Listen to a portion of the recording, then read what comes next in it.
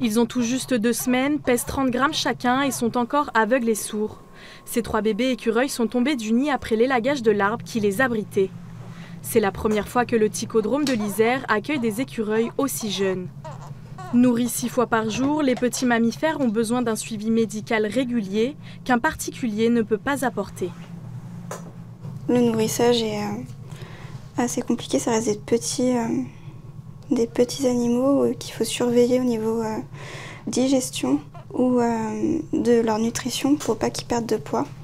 On a un lait de substitution qui fait qu'il y a une transition avec le lait maternel qui ne se passe pas toujours bien, même si on effectue ça en douceur.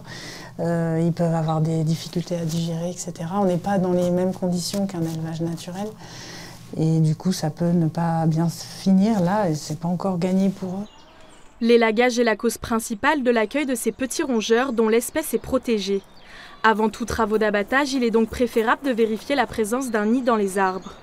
D'environ 50 cm de diamètre et situé entre 5 et 15 mètres de haut, il est facilement repérable. En cette saison de reproduction, le centre de protection recommande alors de repousser les élagages. L'arrivée des jeunes écureuils, on les a plutôt en mars d'habitude.